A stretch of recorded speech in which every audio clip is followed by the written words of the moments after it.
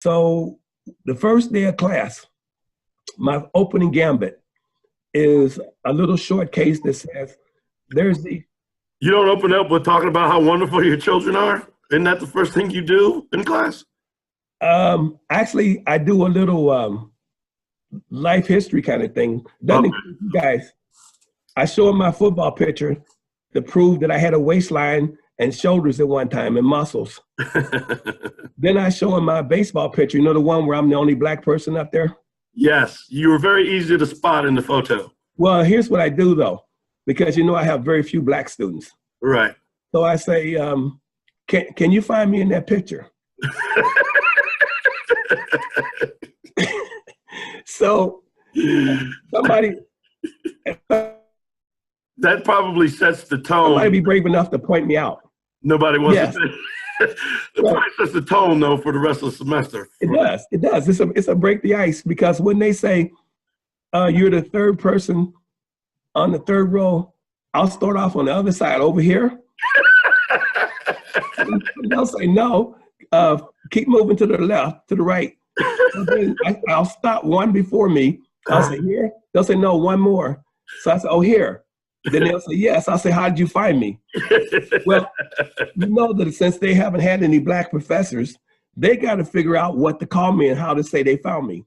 Right. A little of that's our fault. We've given them different variations on it. Once they come out, now one student actually did come out and said, well, you're the only black guy out there. Ah, there you go. I said, oh, you must have black friends. I said, because usually I can't get a student to answer, and they start biting their lip and trying to figure out whether I'm black, African-American, colored, or Negro, whatever. Right. So, depending on how old they are. yeah, so it's an icebreaker. Hold it. Say that again. I'm sorry. No, I stopped when I saw you stop. Okay, yeah. So I didn't say anything. I was waiting for talking again. So anyway, that's how I open this situation. And then I tell them about mobile, tell them about my background, so they'll know I have a legitimate reason for standing in front of you, telling you about accounting. Right. And so my first case is with these two guys got their number one draft choices, basketballers. Oh, so this is like the fantasy of like your two children, your youngest and your oldest. No. Like the fantasy. Well, it was a fantasy, but it didn't come true. How about that? All right. So this one guy named Air M got like a $10 million signing bonus. Uh-huh. The other guy named King J, just pull those names out of the air. Yeah. And King J decided to take $50 million in 40 years from now. They were both 25 years old. So my question I give to the class, and go ahead. When I see you stop, I don't say anything. Yeah. So the question I give to the class is, which agent did the best? Right. Now, what that requires is, it's really like a good financial case. And it says, as a finance major, present value of money comes into play. Are you name dropping? I'm just letting you know that my degree that you didn't pay for actually serves a purpose.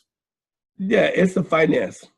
Although I was an art major, and then my freshman year, and you remember saying, you always can draw. Why don't you get a real major? Yes. I'm going to give you a credit on that. And it's like majoring in finance. I mean, in psychology. Like your brother. Students getting these majors in psychology, you can't psychoanalyze anybody, because you got to get a PhD in it before anybody listens to you. Right. So anyway, so my question is, which agent did the best? And I have a sentence at the bottom and take away risk. Okay. You're moving again. Okay. It says take away risk. Okay. Which agent did the best? And I don't tell them what best means. That's relative. That's relative. Right. So then they get in their little groups. They pick out which one they thought did the best. We take a little poll.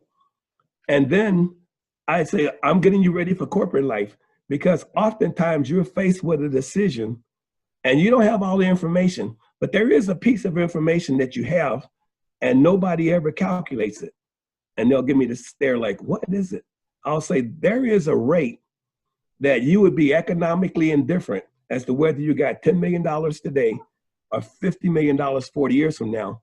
And none of you guys calculated that number. Every now and then I'll have a finance major in class, Right. dual major, and they'll calculate, yeah, they'll calculate, they'll say, well, the economic indifference rate is 4%. So if you assume that the rate, you can make 4% a year, then you don't care which one you take, the 10 or the 50. Right. And I'll say, well, no, why didn't the rest of you guys calculate that rate? Because it was there. And they'll give me this blank stare, especially accounting students. Right. And I'll say, okay, we're going to learn how to use time value of money. I take them and give them a chart that they haven't ever seen. And they printed in books, time value of money charts. You like the Law 72 or something? Well, no, don't name drop.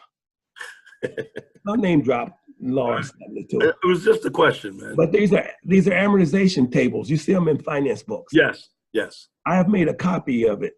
And I hand it out, and I tell them for the rest of the semester, right across the top, nerd sheet, NERD sheet, because whenever I refer to this nerd sheet, you got to pull it out, because I want you guys to learn what's in the back of those calculators.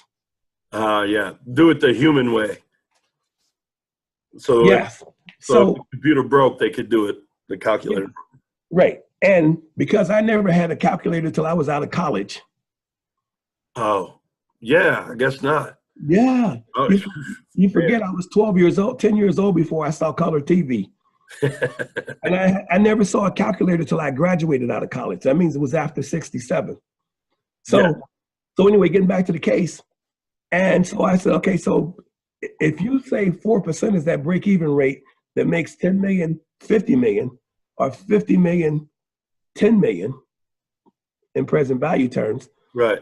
Then if you want to be the boss's favorite, you would say to the boss, well, boss, the break-even rate where you'll be economically indifferent is at a 4% rate. And then take a rate that you know, like the blue chippers over the years have made an average of 10, 11, 12% on their money. So now here's what will fool you.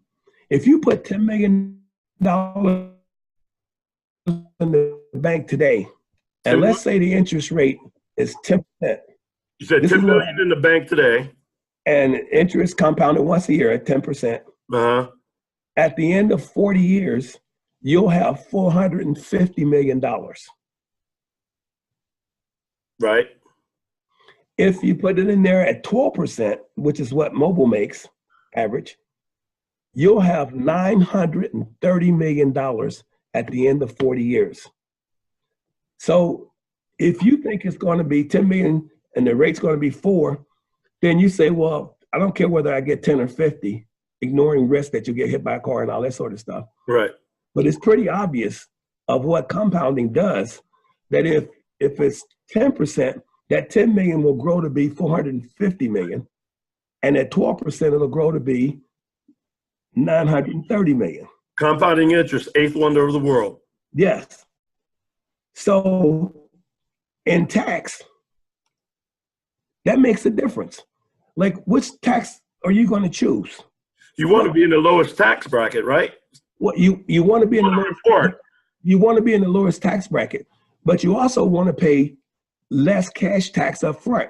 So you might have to make income look worse because you might have a accounting scheme that allows you to take a lot of deductions up front. Right. Like recently, the government has come out in the new tax law. You can like actually write off your new equipment up to a couple $1 million, I think. You can write all of it off in 1 year. Okay. Whereas it used to take, for that type of property, it used to take about 7 or 8 years to write it off. So you have a benefit even bigger than what the government thinks, because if you take that all off that first year, then that's like free money. Right, because you're not going to get taxed on it ever again. Correct. Because like with some people with like 401ks, they really love the fact that they have $1 million in their 401k, but they don't think about the tax incident that happens when they access it down the road. So that would pretend that if you can invest after tax and let it grow after tax and Right. access after tax, that's the optimal situation. Correct.